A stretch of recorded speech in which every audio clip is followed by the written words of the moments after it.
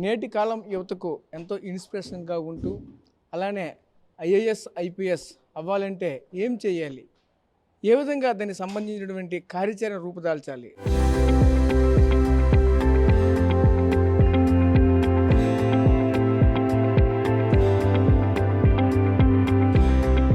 ముఖ్యంగా చూసుకుంటే ఫస్ట్ నుంచి లాస్ట్ వరకు ఎలా ప్రిపరేషన్ అయితే అనుకున్న గోల్ని అచీవ్ అవుతారో అనేటువంటి విషయాల్ని ప్రతి ఒక్కరు కూడా ఎలా ఎలా అనుకుంటూ ఉంటారు. కానీ ఇటువంటి విషయాలన్నీ కూడా మనతో పాటు నివృత్తిపరచుకోవడానికి బాలలత గారు అయితే మనతో పాటు ఉన్నారు. వాటితో మాట్లాడి మరిన్ని వాళ్ళు తెలుసుకునే ప్రయత్నం అయితే చేద్దాం.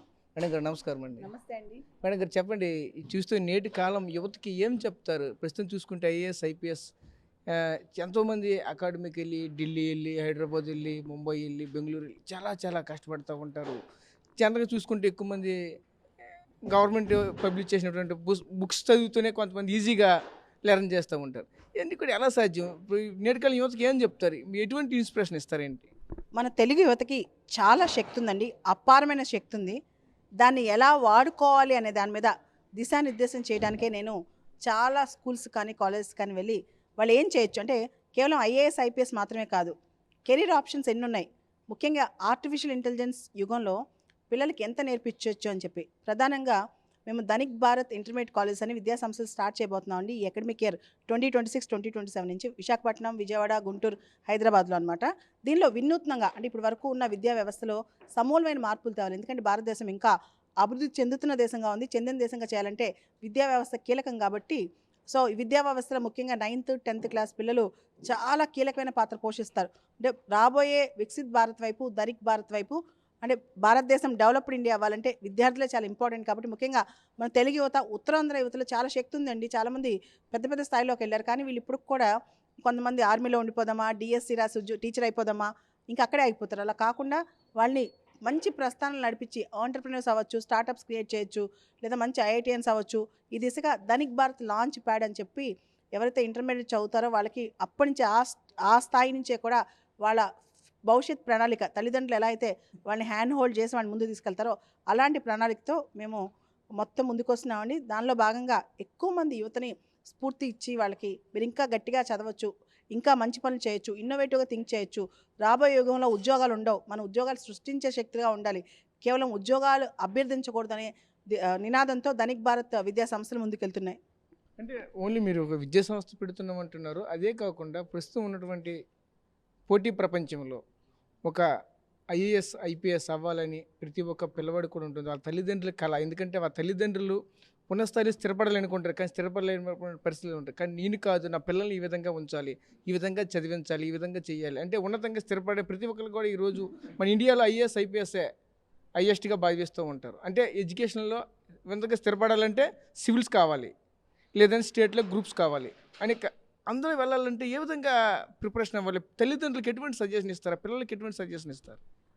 తల్లిదండ్రులు చిన్నప్పటి నుంచి బట్టి పట్టారా పిల్లలు మార్కులు ఎన్ని వచ్చాయని చూడకుండా మన చుట్టూ ఏం జరుగుతుందో చూపించాలి. ఉదాహరణకి ఆపరేషన్ సింధూర్ ఉంది, ఎందుకు చేయాల్సి వచ్చింది భారతదేశం, సునీత విలియమ్స్ గొప్పతనం ఏంటి, దాంతోపాటు భారతదేశంలో ఎంత డైవర్సిటీ ఉంది, ఇవన్నీ పిల్లలకి నెమ్మదిగా వాళ్ళు అంటే దేశం మంది, జాతి మనది, అన్ని ప్రాంతాలు మనవే, మన పిల్లలు దేశ స్థాయిలో వెళ్ళాలంటే చిన్నప్పటి నుంచి ట్రైనింగ్ ఇవ్వాలి. వీటితో పాటు ఆర్టిఫిషియల్ ఇంటెలిజెన్స్ కావచ్చు, ఇంటర్నెట్ ఆఫ్ థింగ్స్ కావచ్చు.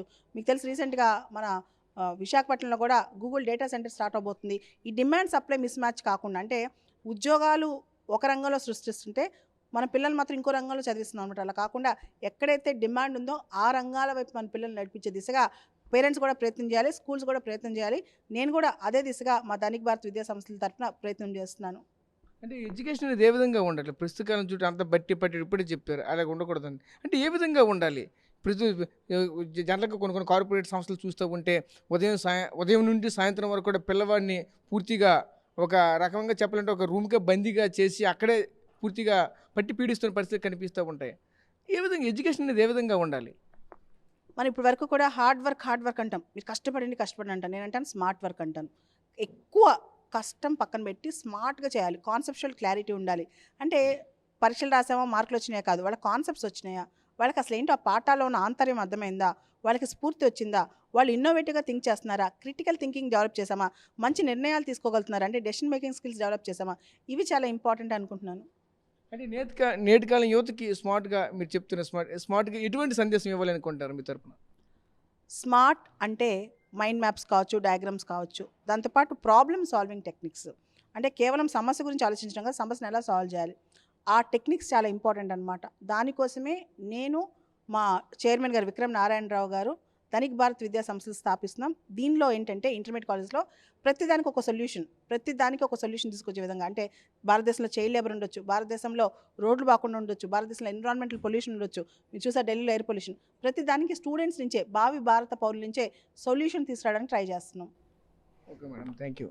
సో చూసాం కదా, ముఖ్యంగా చెప్పుకున్నాం నేటి కాలం యువత ఏ విధంగా ఉండాలి, ఎడ్యుకేషన్లో ఏ విధంగా ఉండాలి, నేటి కాలం తల్లిదండ్రులు పిల్లలకి ఎటువంటి విద్యా బుద్ధులు మప్పాలి, దాన్ని ఏ విధంగా కార్యాచరణ రూపుదాల్చాలి అనే విషయాలు అయితే మనతో పాటు చెప్పుకోవాల్సిన నేపథ్యం కూడా కనిపించింది. ముఖ్యంగా చూసుకుంటే పిల్లవాడికి బట్టి పట్టే విధానం కాకుండా స్మార్ట్గా వర్క్ చేస్తే ఖచ్చితంగా ఉన్నతమైన స్థితిలో వెళ్తారు. నేటి కాలంలో ఉన్నటువంటి డిమాండ్స్ ఏమున్నాయో ఆ డిమాండ్స్ తగ్గట్టుగా మనమైతే ముందుకెళ్తే సరిపోతుందంటూ కూడా మనతో పాటు చెప్పుకోవాల్సిన నేపథ్యం అయితే కనిపిస్తూ ఉంది. కెమెరా పర్సన్ నాయుడుతో రాజేష్, RTV, విజయనగరం నుంచి. చరిత్ర సృష్టించినోడు